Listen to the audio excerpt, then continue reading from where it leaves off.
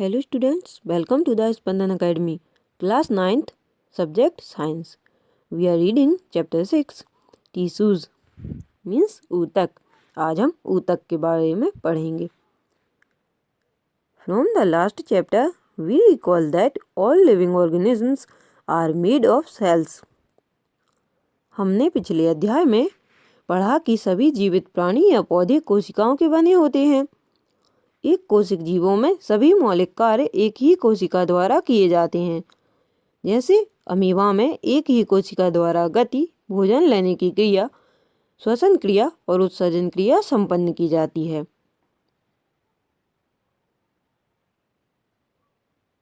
But in multicellular organisms there are millions of cells. लेकिन बहुकोशिक जीवों में लाखों कोशिकाएं होती हैं. प्रत्येक विशेष कार्य कोशिकाओं के समूह द्वारा किया जाता है. मनुष्यों में पेशीय कोशिका फैलती और सिकुड़ती है, जिससे गति होती है. तंत्रिका कोशिकाएं संदेशों की वाहक होती हैं. रक्त ऑक्सीजन, भोजन, हार्मोन और अपशिष्ट पदार्थों का वहन करता है. पौधों में वाहक नलिकाओं से संबंधित कोशिकाएं भोजन और पानी को एक जगह से दूसरी जगह ले जाती हैं. So multicellular organisms show division of labour. Cells specialising in one function are often grouped together in the body. अतः बहुकोशिक जीवों में श्रम विभाजन होता है. शरीर के अंदर ऐसी कोशिकाएं जो एक तरह के कार्य को संपन्न करने में दक्ष होती हैं, सदैव एक समूह में होती हैं. शरीर के अंदर एक निश्चित कार्य एक निश्चित स्थान पर कोशिकाओं के एक विशिष्ट समूह द्वारा संपन्न किया जाता है. कोशिकाओं का यह समूह ऊतक कहलाता है. ये ऊतक अधिकतम दक्षता के साथ कार्य कर सकने के लिए एक विशिष्ट क्रम में व्यवस्थित होते हैं. Blood, phloem and muscle are all examples of tissues. रक्त, फ्लोएम तथा पेशी ऊतक के उदाहरण हैं. A group of cells that are similar in structure and or work together to achieve a particular function forms a tissue. वे कोशिकाएं जो आकृति में एक समान होती हैं तथा किसी कार्य को एक साथ संपन्न करती हैं, समूह में एक ऊतक का निर्माण करती हैं.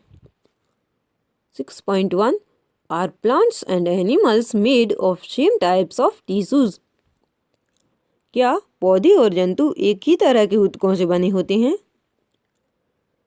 Let us compare their structure and functions. Do plants and animals have the same structure? Do they both perform similar functions? आइए हम विभिन्न ऊतकों की संरचनाओं तथा उनके कार्यों की तुलना करें. क्या पौधों और जंतुओं की संरचनाएं समान होती हैं? क्या दोनों समरूप कार्य करते हैं? There are noticeable differences between the two. Plants are stationary or fixed. They don't move. Most of the tissues they have are supportive, which provides them with structural strength. दोनों में स्पष्ट अंतर होता है. किसमें? जंतु और पौधों में. पौधे स्थिर होते हैं, वे गति नहीं करते हैं. उनके अधिकांश ऊतक सहारा देने वाले होते हैं तथा पौधों को संरचनात्मक शक्ति प्रदान करते हैं. ऐसे अधिकांश ऊतक मृत होते हैं. ये मृत ऊतक जीवित ऊतकों के समान ही यांत्रिक शक्ति प्रदान करते हैं तथा उन्हें कम अनुरक्षण की आवश्यकता होती है. Another difference between animals and plants is in the pattern of growth. दूसरी ओर जंतु भोजन, साथी और आश्रय की खोज में इधर उधर विचरण करते हैं. ये पौधों की अपेक्षा ऊर्जा का अधिक उपभोग करते हैं. जंतुओं के अधिकांश ऊतक जीवित होते हैं.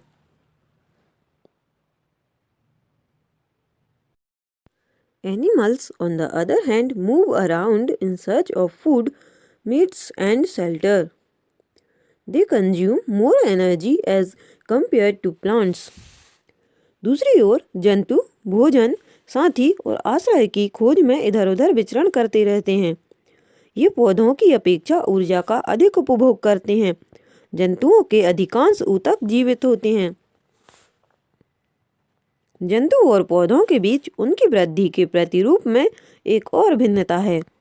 पौधों की वृद्धि कुछ क्षेत्रों में ही सीमित रहती है, जबकि जंतुओं में ऐसा नहीं होता। पौधों के कुछ ऊतक जीवन भर विभाजित होते रहते हैं। ऐसे ऊतक कुछ क्षेत्रों में ही सीमित रहते हैं। ऊतकों की विभाजन क्षमता के आधार पर पौधों के ऊतकों का वर्गीकरण किया जाता है। वृद्धि अथवा विभाज्योतक तथा स्थायी ऊतक। जंतुओं में कोशिका वृद्धि अधिक एकरूप होती है, अतः जंतुओं में विभाज्य तथा अविभाज्य क्षेत्रों की कोई निश्चित सीमा नहीं होती।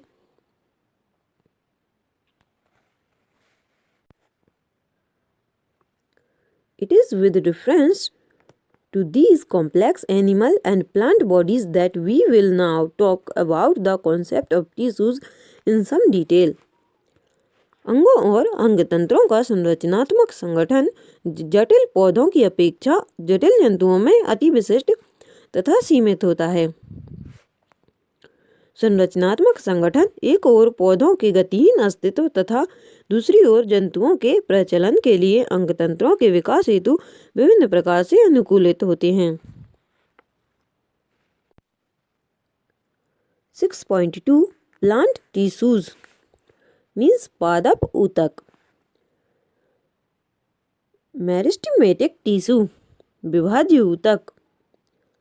Activity 6.1 Take 2 glass jars and fill them with water. Now take 2 onion bulbs and place one on each jar as shown in figure 6.1.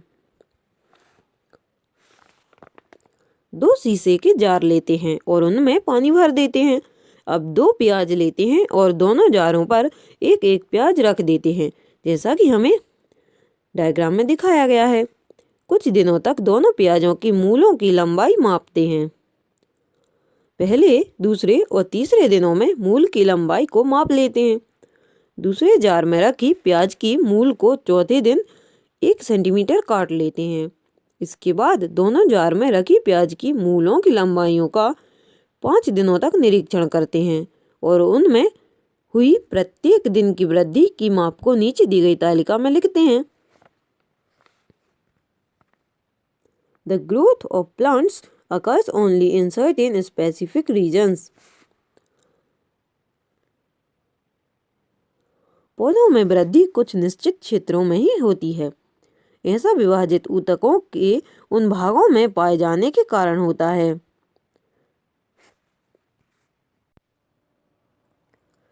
ऐसे ऊतकों को विभाज्य ऊतक भी कहा जाता है। ये विभाज्य ऊतक किस भाग में स्थित हैं? विभाज्य ऊतक की उपस्थिति वाले क्षेत्रों के आधार पर इन्हें शीर्षस्थ, कैम्बियम तथा अंतर्विष्ट भागों में वर्गीकृत किया जाता है, जिसे डायग्राम 6.2 में दिखाया गया है। Apical meristem is present at the growing tips of stems and roots and increases the length of the stem and the root. प्ररोह के शीर्षस्थ विभाज्य ऊतक जड़ों एवं तनों की वृद्धि वाले भाग में विद्यमान रहता है तथा वह इनकी लंबाई में वृद्धि करता है। तने की परिधि या मूल में वृद्धि पार्श्व विभाज्य ऊतक के कारण होती है। As the cells of this tissue are very active, they have dense cytoplasm, thin cellulose walls and prominent nuclei. इस ऊतक की कोशिकाएं अत्यधिक क्रियाशील होती हैं। उनके पास बहुत अधिक कोशिका द्रव्य, पतली कोशिका भित्ति और स्पष्ट केंद्रक होते हैं। उनके पास राजधानी नहीं होती। 6.2.2 परमानेंट टिश्यू मीन्स स्थायी ऊतक। What happens to the cells formed by meristematic tissue. They take up a specific role and lose the ability to divide. विभाज्य ऊतक द्वारा बनी कोशिकाओं का क्या होता है? ये एक विशिष्ट कार्य करती हैं और विभाजित होने की शक्ति को खो देती हैं, जिसके फलस्वरूप वे स्थायी ऊतक का निर्माण करती हैं। इस प्रकार एक विशिष्ट कार्य करने के लिए स्थायी रूप और आकार लेने की क्रिया को विभेदीकरण कहते हैं।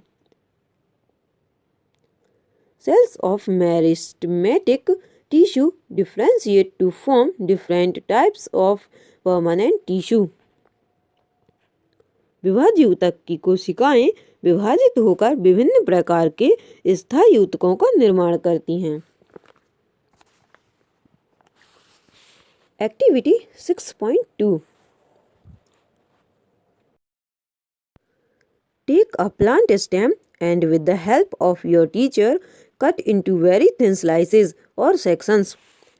एक पौधे के तने को लीजिए तथा अपने शिक्षक की सहायता से उसके पतले सेक्शन काटिए।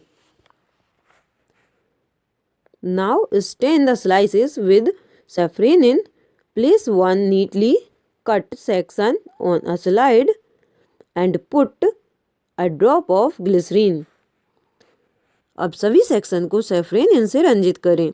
एक अच्छे से कटे हुए सेक्शन को स्लाइड पर रखें और उस पर ग्लिसरीन की एक बूंद डालें। उसको कवर स्लिप से ढक दें और स्लाइड का निरीक्षण सूक्ष्मदर्शी से करें। विभिन्न प्रकार की कोशिकाओं का अध्ययन करें और उनके विन्यास को देखें, जिसे डायग्राम 6.3 में दिखाया गया है। अब नीचे दिए गए प्रश्नों पर विचार करें। तो क्या है नीचे दिए गए प्रश्न? चलिए हम पढ़ते हैं। Number 1, are all cells similar in structure? क्या सभी कोशिकाओं की संरचनाएं समान हैं? कितने प्रकार की कोशिकाओं को देखा जा सकता है? क्या हम उन कारणों पर विचार कर सकते हैं कि कोशिकाओं के इतने प्रकार क्यों हैं?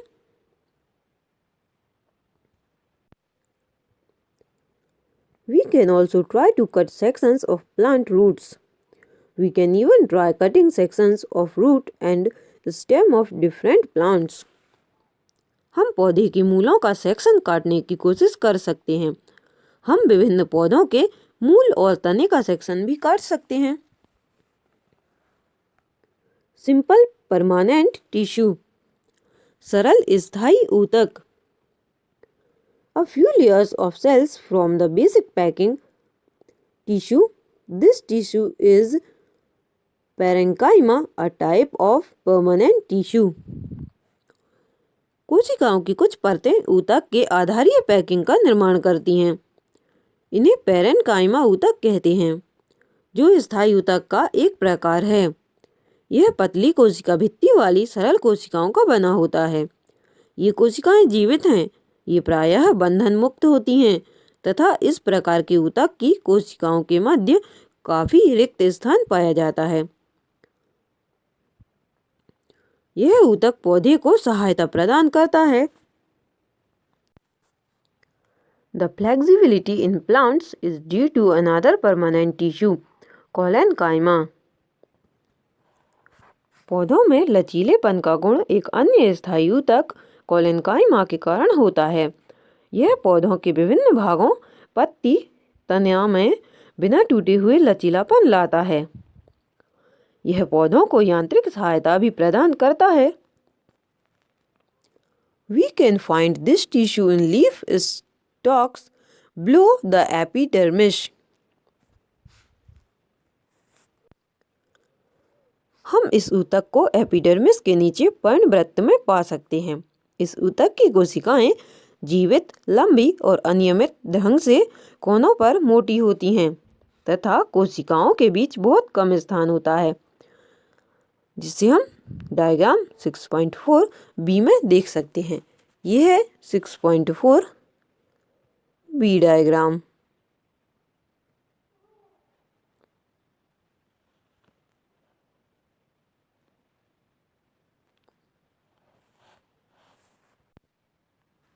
Yet another type of permanent tissue is sclerenchyma.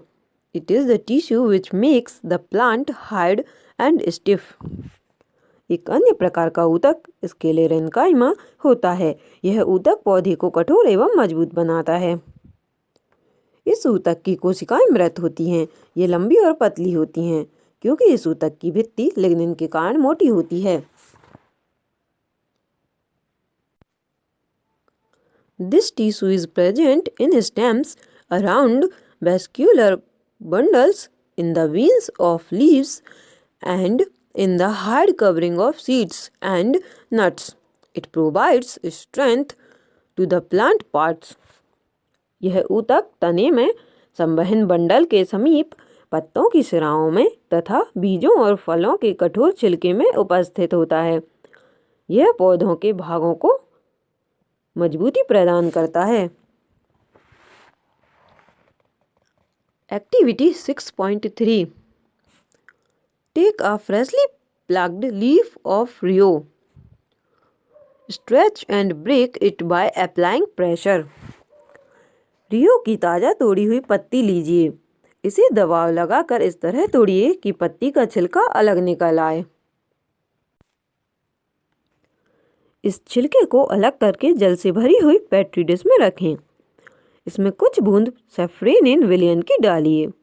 कुछ समय लगभग 2 मिनट बाद छिलके को स्लाइड पर रख दीजिए तथा इसे धीरे से कवर स्लिप से ढकें। अब इसका सूक्ष्मदर्शी द्वारा अवलोकन करें। What you observe is the outermost layer of cells called epidermis. आप देख रहे हैं कि वह कोशिकाओं की सबसे बाहरी परत एपिडर्मिस है। शुष्क स्थानों पर मिलने वाले पदों में एपिडर्मिस मोटी हो सकती है। पौधे की पूरी सतह एपिडर्मिस से ढकी रहती है। यह जल हानि के विरुद्ध यांत्रिक आघात तथा परजीवी कवक के प्रवेश से पौधों की रक्षा करती है।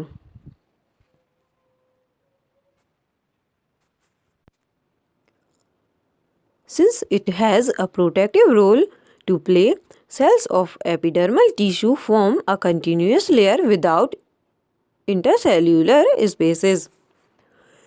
क्योंकि एपिडर्मल कोशिकाओं का उत्तरदायित्व रक्षा करने का है, अतः इसकी कोशिकाएं बिना किसी अंतरकोशिकीय स्थान के अछिन्न परत बनाती हैं। अधिकांश एपिडर्मल कोशिकाएं अपेक्षाकृत चपटी होती हैं। सामान्यतः उनकी बाह्य तथा पार्श्व भित्तियां उनकी आंतरिक भित्तियों से मोटी होती हैं। We can observe small pores here and there in the epidermis of the leaf.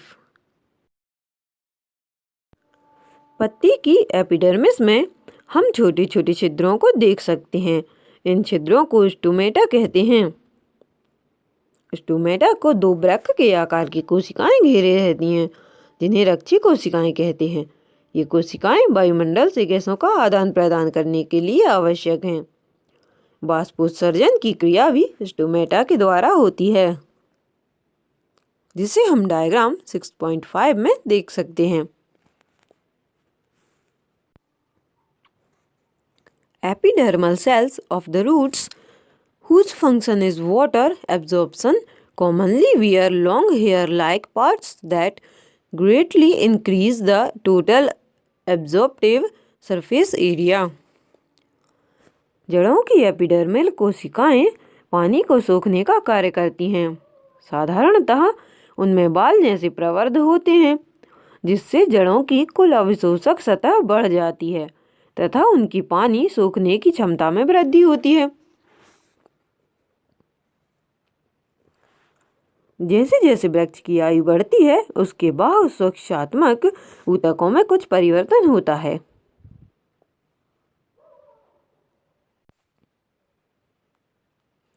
A strip of secondary meristem replaces the epidermis of the stem. एक दूसरे विभाज्योतक की पट्टी तने के एपिडर्मिस का स्थान ले लेती है। बाहरी सतह की कोशिकाएं इस सतह से अलग हो जाती हैं। यह पौधों पर बहुत परतों वाली मोटी छाल का निर्माण करती हैं। इन छालों की कोशिकाएं मृत होती हैं। ये बिना अंतःकोशिकीय स्थानों के व्यवस्थित होती हैं, जिसे डायग्राम 6.6 में दिखाया गया है। ये इसमें हम देख सकते हैं, ये जो डायग्राम 6.6 में दिखाया गया है।